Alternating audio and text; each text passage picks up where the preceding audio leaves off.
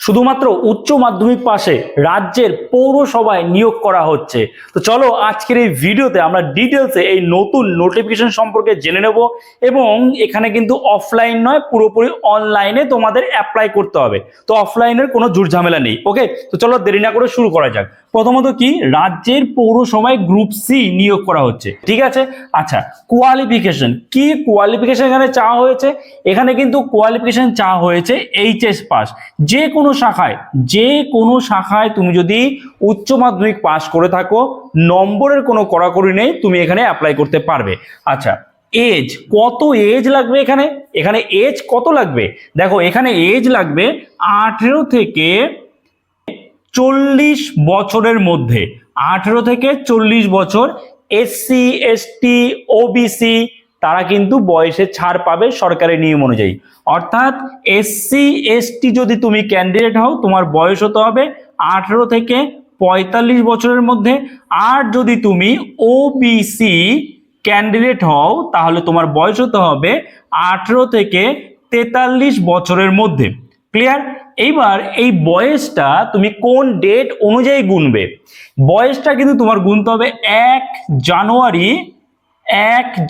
2026, 1/1/2026 হিসাবে তোমাদের বয়স কিন্তু ঠিক এইরকম হতে হবে। 18 থেকে 40 একদম আনরিজার্ভ ক্যাটাগরি হলে, তারপরে 18 থেকে 45 এসসি এসটি, আর ওবিসি 18 থেকে 43 বছর বয়স হতে হবে। ক্লিয়ার? আচ্ছা, পোস্ট, কোন পোস্টে এখানে নিয়োগ করা হচ্ছে, দেখো এখানে কিন্তু তোমাদের গ্রুপ সি আন্ডারে, অর্থাৎ কম্পিউটার, তবে এখানে ভয় পাওয়ার কিছু নেই, কম্পিউটার অ্যাসিস্ট্যান্ট পোস্টে নিয়োগ করা হচ্ছে, ভয় পাওয়ার কিছু নয়, উচ্চ মাধ্যমিক পাস হলে তুমি অ্যাপ্লাই করতে পারবে, ঠিক আছে। কম্পিউটার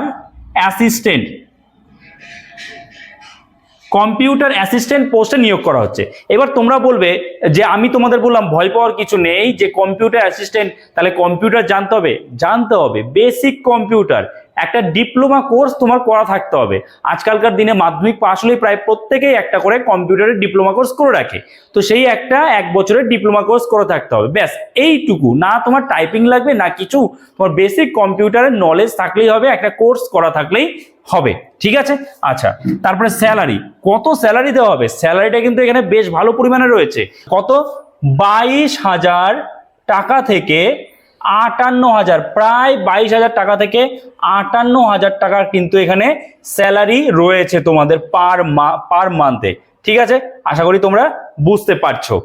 এবার অ্যাপ্লিকেশন মোড, আমি তো তোমাদের সবার প্রথমেই বললাম যে অফলাইনের কোনো ঝামেলা নেই, তোমরা এখানে অনলাইনেই অ্যাপ্লাই করতে পারবে, অনলাইন, সম্পূর্ণভাবে অনলাইনে অ্যাপ্লাই করতে পারবে।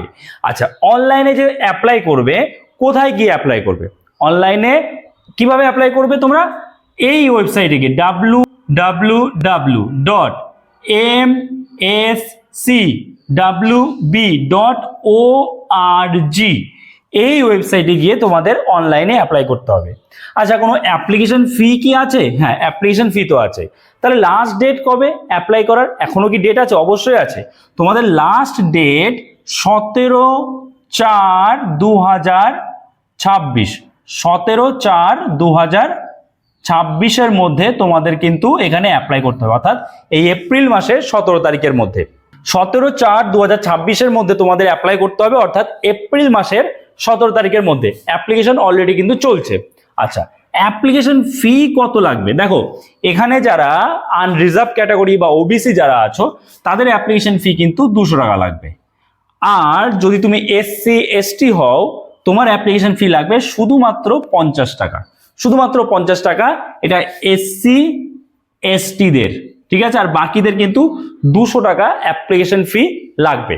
ওকে, আচ্ছা, এবার কথা হলো যে এখানে সিলেকশন প্রসেস কি রয়েছে, বা এক্সাম প্যাটার্ন কি, সিলেবাস কি, তো এই সম্পর্কে নোটিফিকেশনে যেটা বলা হয়েছে যে এখনই সেটা জানানো হচ্ছে না, এটা জানানো হবে তোমাদের পরীক্ষার আগেই জানানো হবে।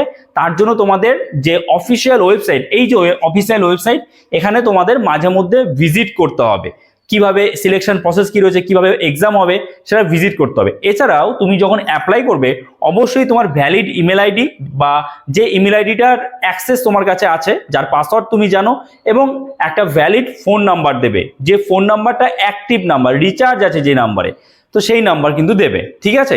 আর মাঝে মধ্যে তোমাকে এই ওয়েবসাইটে গিয়ে চেক করতে হবে যে কোনো নতুন আপডেট দিয়েছে কিনা এক্সাম সিলেবাস সম্পর্কে। বোঝা গেল? আশা করি বুঝতে পেরেছো।